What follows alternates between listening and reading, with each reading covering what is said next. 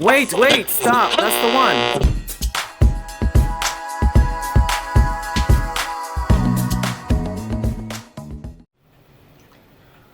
Welcome to ZEN TENN Speaks, a show where I make new friends and reconnect with old ones.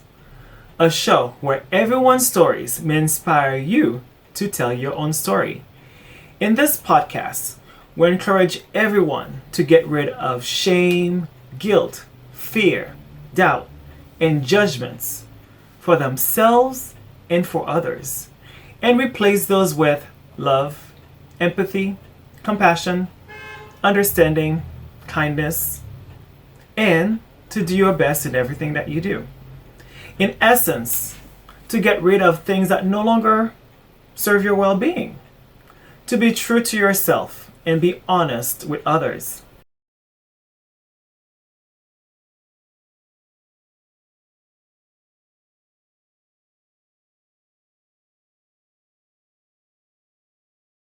Okay, I don't. So you like married with children?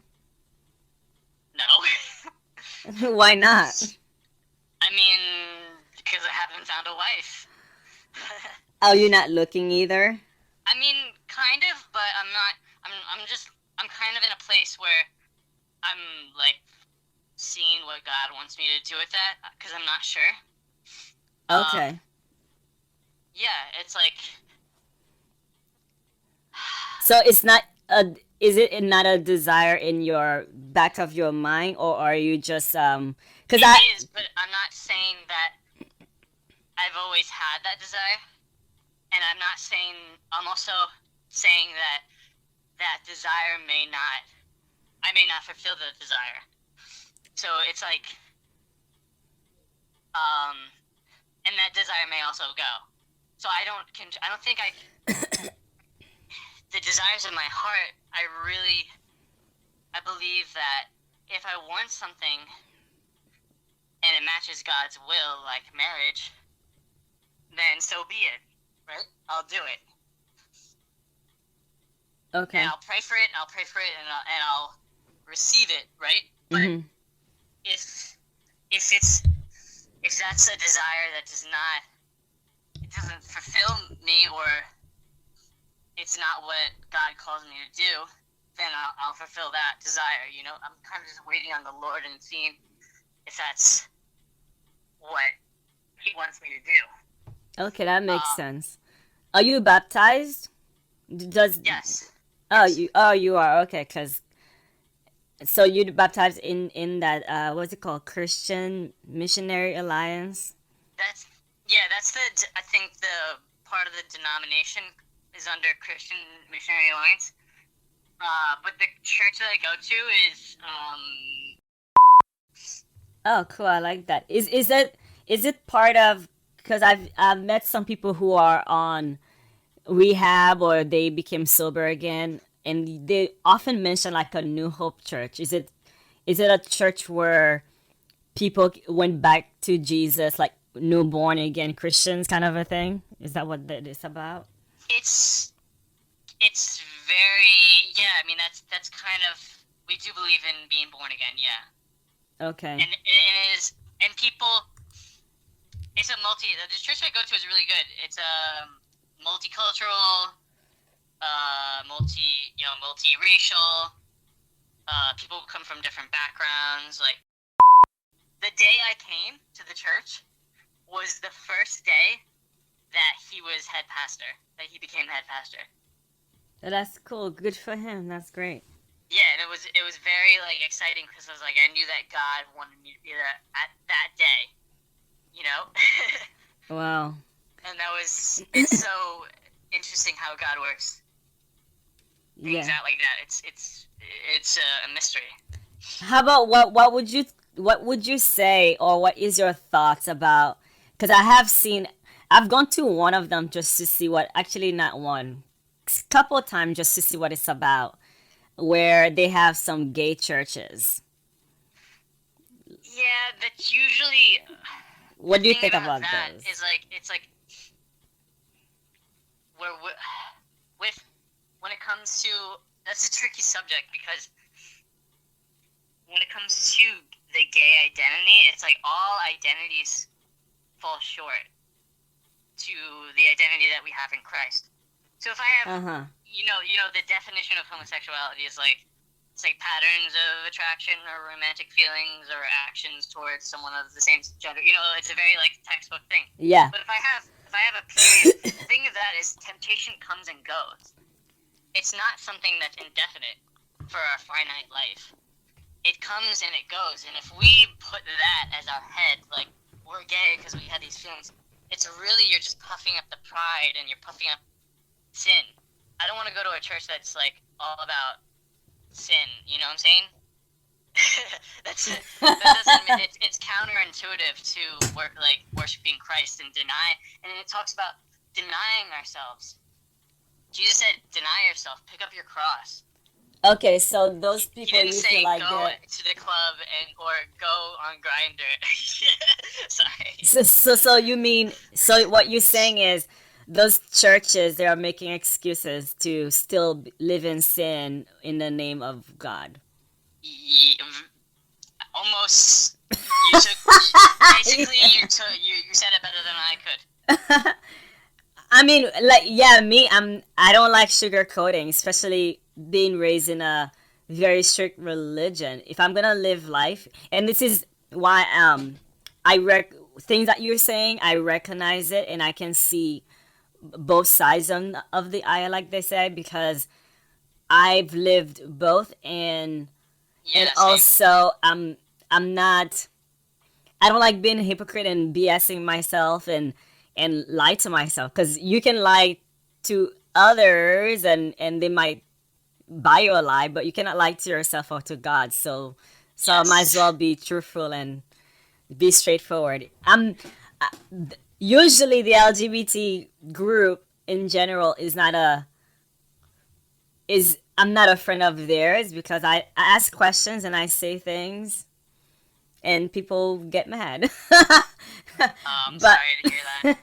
I mean, it's fine. I'm not, as you mentioned, and like Christians who got persecuted or even death. When you said unfortunately prior, when I was thinking, I was just like, it's not really unfortunate, because when you live for Christ, you let go of your body, right? So therefore, that's why they were okay to die, because you're gonna be resurrected or reunited with Christ anyway. So what's your body? Both of those, yeah, exactly. You're going to be resurrected and reunited with Christ, and that's part of. And you're so right, and I think that's part of me, like, trying to not. Part of me is still afraid to die, so I think that's.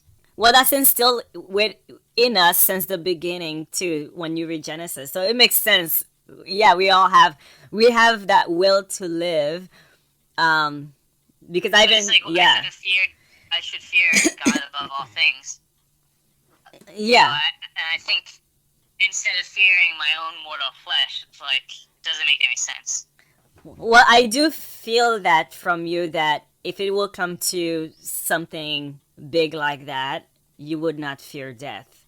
Like, Probably. on a everyday basis, we do. Of course, you're not gonna like walk in front of a car, but if your faith is tested, I do feel that you would be ready to meet God, like, because Yeah, you're right. yeah. So that makes sense, and it's God put that in us. It's a will to live. Even animals, like even a cockroach, you're trying to smack with her shoes running. So it's a living being thing. Yeah. So would you say? Because I've saw also some things like gay conversion. Have you thought about doing that, or maybe you're not doing it because, as you mentioned, it's not your identity or the pride part? Have you thought about doing gay conversion so you can so that won't be your sin that you even think about anymore? I think that's. I mean, that's again like a scientific practice that I'm not sure if that really originated out of love, and I'm not sure if that really helped people who like if you're talking about like because I'm not exactly sure what gay conversion therapy is, Mm-hmm. except for like what I've heard about, and I don't want to like bash it but some of the people who've had gay conversion, like it didn't work, and like they still had the thing is you can't stop temptations no matter what you do. As in this life, you're gonna have temptations no matter what. So if I go, yeah, you can go to therapy if you go to someone who's like following God and you want to learn from them and you want to talk with them and understand more and hear their perspective. That's one thing, but to get like electric shocks and when you see and then they show you images of like gay porn and then they tell you to like act a certain way and do all these weird practices, I think that's going to be more traumatizing than like if you go to a regular therapist. So yeah, regular therapist. I think it's very odd. Like I'm not saying that all gay conversion therapy is like that, but you know, I would be careful too and research if you're looking into therapy, who you're going to see and like. But and I also think if you have a temptation, you just have to recognize it. And I have it every day. I'm not gonna lie. Like I have temptation. I look at guys and I'm like, oh well, and then I realize that's the lust in me, and I'm like, wow, I have to check myself. I have to see like why. I have to understand why am I doing this. Why do I feel like I need to fulfill this lust? And when I do, I realize like, well, it kind of fades away. It's like I'm resisting, and then the temptation goes away. Like I said, it's there, and then it's not there. And if I deny it, if I have it right, the initial thought, it happens. God gives you a chance to be like, okay, I can deny it. And once you deny it, it's like you cut it off and you let God give you the power to trample on it. I don't know if have you ever experienced that where you're like, no, I don't want this. Even though like your flesh is telling you to go for it, you're like, no.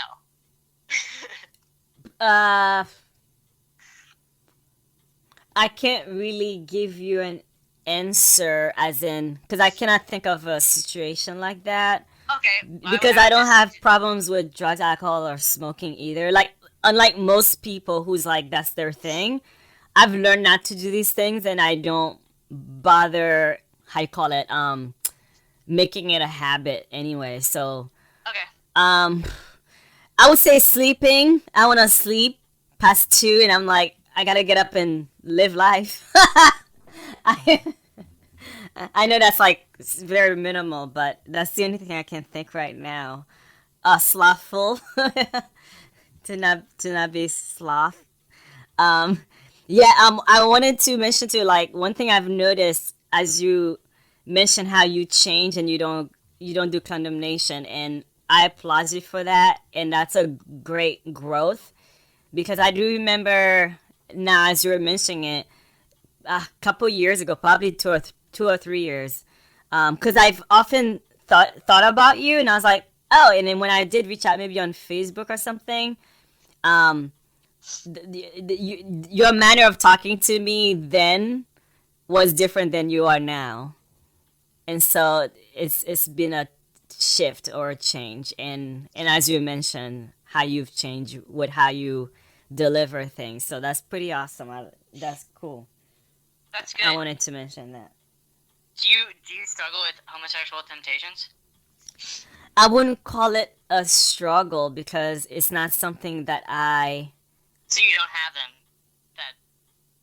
Because I do. What do you mean though by? Okay, let me elaborate. So when you ask if I struggle, I'm just asking you to be straight up, like honest. Like, do you have feelings of sexual attraction towards men? Oh yes, I do have that. But struggle, I would say no, because struggle would be like I'm trying not to, but I am. Is that what you're asking? Okay, so you're just okay. So you accept your homosexual feelings then? Say that again. You accept your homosexual feelings and indulge in them? I have, yes. So have I. Yes, I don't so struggle. I wouldn't say struggle. Right. So okay, fair enough. So honest with me, and I know that's not the easiest thing to do. Honestly, I've been in that situation where I've been in the closet before. I've been out of the closet, so I understand how that feels. And trust me, I don't want to talk about. Maybe I shouldn't pry too much also into your personal life. I don't want to do that. No, that's fine. You can talk to me about anything. I actually enjoying this conversation, and I know I some people it yeah. can feel uncomfortable. Oh no, that's not me. I'm pretty, especially after 2020. I'm pretty. I'm like so free. It's crazy. I'm like talk about anything. Nothing else. I'll tell you this. Like trust me when I say nothing is off the table. If that's the word. Okay. I don't get offended. Like I don't have many. And I know we didn't know each other that deep anyway, and you wouldn't know that about me. I'm Right. someone like I'm not sensitive. I don't take things personally. I don't get mad about like normal stuff you see in people. I'm like totally different. So you can ask me about anything you like. Okay. Yeah. So, I guess once when you see, when you have those feelings, if it comes up again, um, my suggestion, Uh huh. my honest suggestion is that well, first of all, it says in the Bible, it's like you wrestle with all your thoughts, right? And then and submit them under Christ. So imagine, basically, my suggestion is to imagine that Christ is watching you, like, have these thoughts. He's inside your mind. He created you, right? Yeah. So, and he understands the human condition. Jesus was tempted by the devil too, in different ways. Uh huh. And he understands our human flesh. So if we wrestle with those things, and maybe I meant struggle as if I'm failing often, and I do fail, but more often than not now, rather than before, I'm doing better because of God, because I'm putting my trust in God, and because I'm wrestling with these thoughts. Mm-hmm. Now, it's hard to say because I don't want to say like I don't want to sound like I'm doing like the best, because I still have the thoughts, and sometimes I indulge in them longer than I should. But sometimes God thankfully gives me the strength to resist, even a little bit, even just a tiny bit. I resist, I pull back, and I take a step back. And all of a sudden, you see the devil running, fleeing, and it's the thing is, though, you realize that we have to put ourselves in situations where the devil isn't gonna pin us down. You know, like we're in a position where it's like, so I'm not gonna go online, or I'm gonna not look at things online, or I'm not gonna do certain things, because it's like I know if I could take this one step, then I'm gonna end up in someone's bed that I don't want to. Yeah. You know, in the long run. Yeah. Yes. So my suggestion is like that you just be conscious of like how you like the steps you take. If you do end up in someone else's bed after this conversation, I'm not gonna come knocking on your door and like, no, you guys can't do that. No, it's like I'm not. No one can really do that. Jesus will do that. Some people, some societies, they will do that, but not in our American culture. You know, but but we have God's giving us grace, right? He doesn't have a severe punishment immediately. He's giving us a chance to withstand temptation. Some people don't have that option, you know? Some people, God uses other people to take them out for all different kinds of sins that we take for granted, that we have a chance to be redeemed by God. So I'm just saying, like, take every moment that you have a temptation, whether it's like small or big.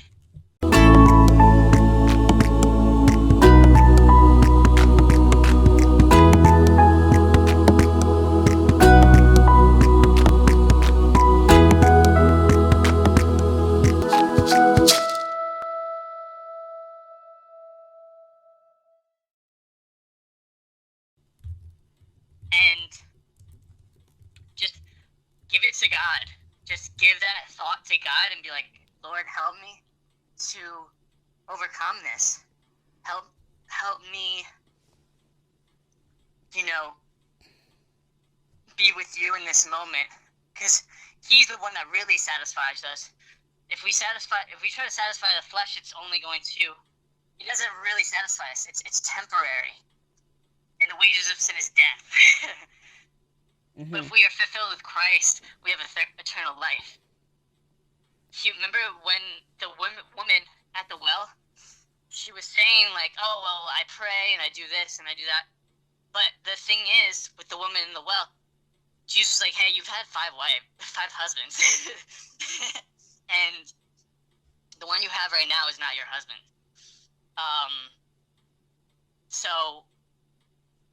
Or it wasn't her first. She was saying that it was not her first husband. And it wasn't to condemn her, but it was just to show her reality, And he was like, if you drink of the well, or if I'll give you a spring of life that's, it's constant. Like he used the metaphor of the well, a spring of water that just continually comes up to eternal life, because and he said you'll never thirst again.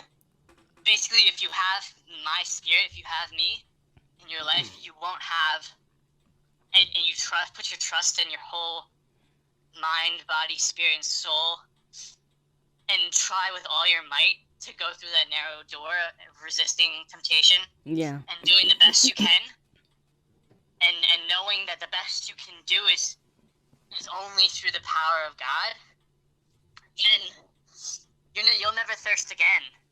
That's where like the long suffering and suffering for righteousness is like he kind of calls us to do that. It's not easy. It's the hardest thing to do, to resist temptation, basically to let our flesh die in a way where we're not fulfilling our flesh. Yeah. In ways that we know are sinful. Right. Which part of the Bible do you follow? Meaning that, do you follow the Old Testament or the New Testament, or what's the balance? Because I'm asking that question based on prior, where let's say those people with gay identities and then they go to church and it says, well, New Testament, they said Jesus never talked about homosexuality and that's why they're part of them.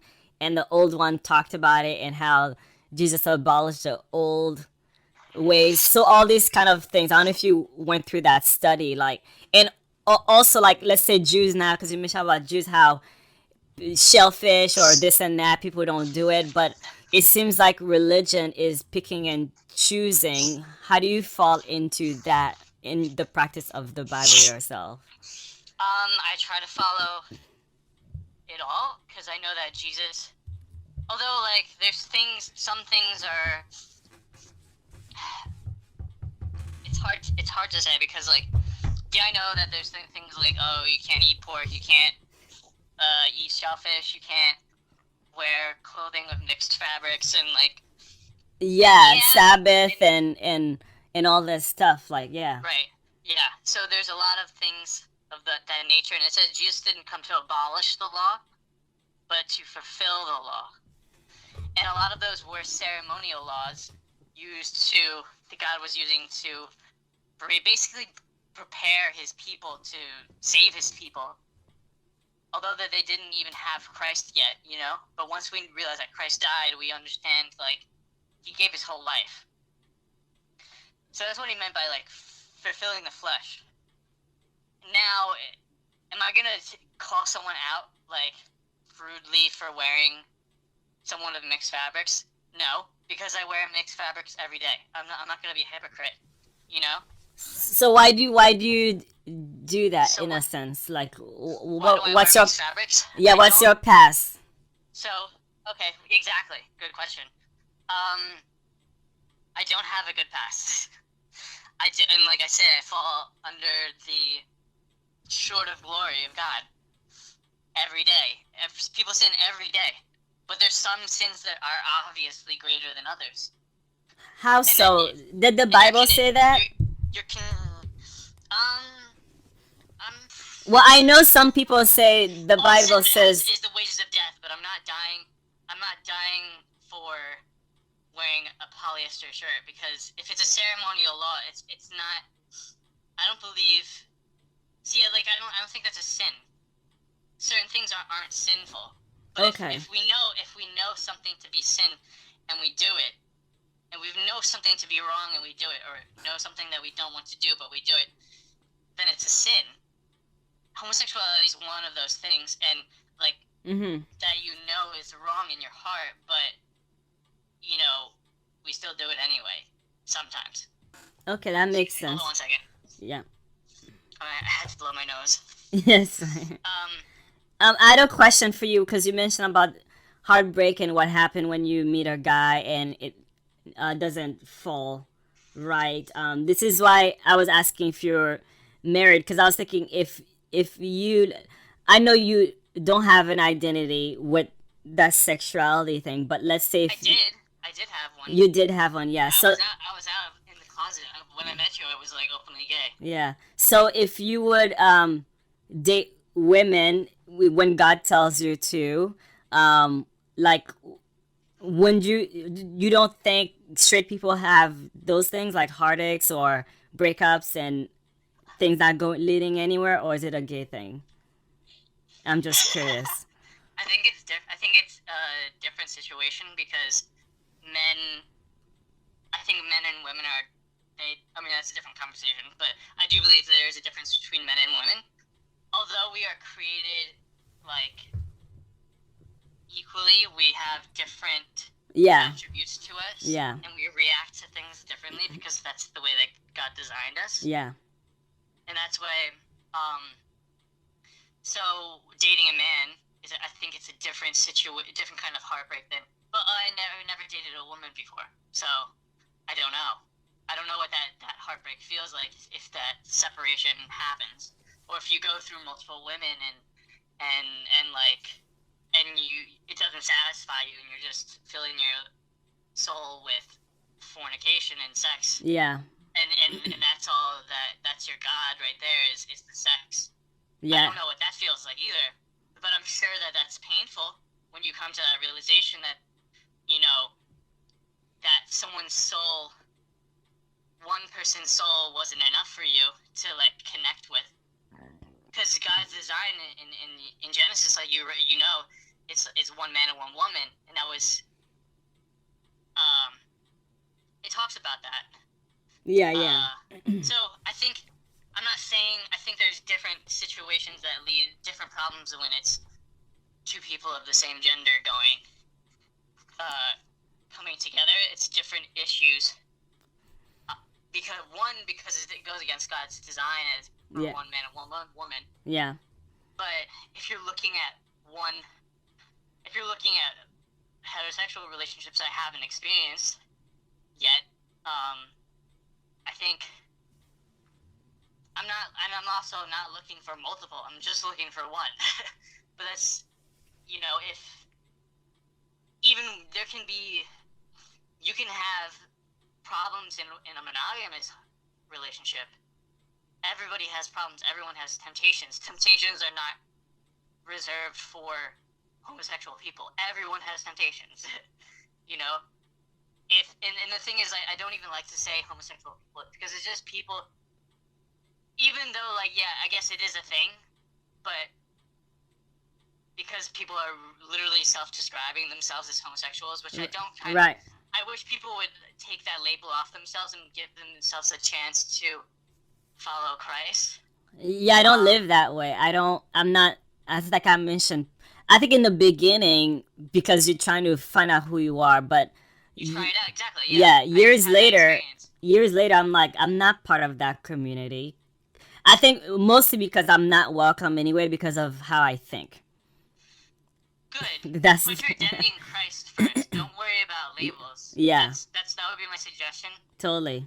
Yeah, and also, if someone's, I can't say, like, there's the thing is, if you're not homosexual, then now that we got rid of that label, and if you're and if someone was heterosexual, it doesn't make them any better, you know? Yeah, I don't think straight people walk around thinking they're straight. I could be wrong, but but it seems like it's not a thing. I'm gonna go soon, but I had a question for you. I was curious. And I appreciate that you text me back, and I get to know about you, and I get to learn about your life discovery and about Jesus Christ and how good it's making your life, and I'm very happy for you about that. And I'm grateful that you messaged me. When I messaged you, because as I mentioned, like I've often thought about you, and that's why I text what I did text. And then when you said you weren't interested, and I was just like, okay. And I didn't want to. I'm not a creep. I don't want to like keep pestering someone like and whatever. So I did delete your contact. And then when you messaged me, I kind of like, based on what you said, I was like, who else that I know would say those things? But I wanted to make sure if it's like you or not. And yeah, and I do appreciate that. As I mentioned, I don't get offended by things.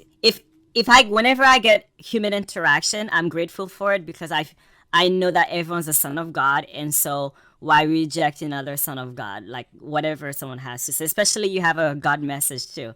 And so, but I had a curious question. I was like, oh, like I don't even remember when we text, because I did delete your text, I delete your contact, right. and everything, because I didn't want to annoy you again, whatever. Nah. You can text me. But text me whenever. Thank you. But I was curious, like, why did you come back to say what you said instead of like, or deleting my number or whatever? I don't think I deleted your number. I think I don't know. Well, how do I say this? Yeah, I don't think I did. No, basically I'm asking like, why didn't you like, even before, I think when I messaged you years ago. I text you back? Yeah, why you text me back instead of just like either deleting it or forgetting about it? Because like even years prior, as I mentioned, like the first time I messaged you and then you told me you are into God and all this stuff. Like I think back then you weren't, to my experience, I'm not saying you were doing that, but in my experience, you weren't as talkative as you were. You were just like, tell me, basically you were saying, as you mentioned prior, like you were saying, hey, this is wrong and this is it, and then you were just like left, like you weren't, conversation. Did I then tell you about God before? Yeah, you did, but it wasn't a conversation, it was a telling. That's kind of funny. Well, I guess. Yeah, so I was like So, curious yeah, to why you messaged me now. Yeah. I think it takes a lot of time and experience to I just felt convicted. I was like, God wants me to say something. I can't just be like deny, like, oh, I'm not interested, and then like, okay, so what? Like, obviously I'm not interested. It's not a big deal, right? You're not taking offense to it. You're over it. I'm over it. Yeah, so, yeah. So I've been rejected, and I'm like, well, I have to give him. Okay, so one thing I'm not interested, but what else can I give this person? It just, like, at least I could tell him about like how I just took it as an opportunity to like tell you about God, and you already know a lot about God, which is surprising. So, I was a little. I don't remember if you ever mentioned that you were in Jehovah's Witness before, but that's interesting. Yeah, I'd like to hear more about that in the future. But I'm also a religious scholar without the degree, because I do know about most major religion, and I do know a lot of stuff out of curiosity. That's the type of person that I am. I feel like God put me on this earth. Why am I gonna be closed-minded and not knowing things, especially when Google exists? Yes. Right. So Yeah. I mean, I just felt like God was telling me to tell you about God, and like, you know, that's why everyone needs salvation, right? So Oh, great. I appreciate that, and thank you. And as I mentioned, I wanted to make sure, as I texted you, I want to respect where you are, and yeah, because that's what all I'm about, is respecting other people and basically loving. I actually practice. That's when you're asking the question with the struggles part. Um, I practice a lot of stuff, even with the non pork eating. I'm not doing it. I'm doing it scientific wise because it makes sense. Pork has disease, and especially pork belly, and especially in all this stuff. So it's like I do things in a practical way, um, like with the clothing part. There's some fabrics I don't wear, not because, and then I feel like a lot of Bible stuff were practical, and even to this day, like some, I don't remember which fabrics, but I tend to like to wear either wool or cotton. But some other fabrics, they're not healthy for your skin. It's not breathable. It gives you rashes, and so in that part, I practice it because it makes sense, and it's like duh. Or even shellfish, like people who eat shellfish raw get parasites. And so obviously people back then in the Bible a long time ago, or God knew what he was talking about. But now yeah. we understand why. But people still do it. Like I was researching something, how there's a lot of people walking around with parasites inside them. That's why a lot of people are obese, so they have gut, like this big belly thing, because of parasites. Oh my Because gosh. yeah, people love eating pork belly and shellfish because that's where they come from. So there you go. Well, I appreciate that. I mean, it's practical. Same with Yeah. as you mentioned with, let's say, a homosexual lifestyle, if you, or even like any flesh things. Because if you do anything flesh, like you might get a disease, and you might get your heart break. And also, I have practiced in my life that my body is a temple. I'm not saying I have not hooked up, but when I hooked up, my purpose was to have a mate. But it also ups to the other person. If the other person don't want me as their mate, then I have to start base one all over again. And so treating your body like a temple is a good thing for yourself. Of course, like if you do it for God and religion, but it's practical too. So yeah. Yeah. Thank you for telling me about everything that you did and about God. I appreciate that, and that's a sign of, that's a, what's that thing called? A sign of love, also a gesture of love. So thank you. You're welcome. Yeah. I'm gonna go because I have to go, and I appreciate your time talking to me and such. Okay. All right. Thank you for the call. Stay in touch. Text me whenever you want. All right, cool. Thank you. I appreciate you. Okay, bye. All right. Bye.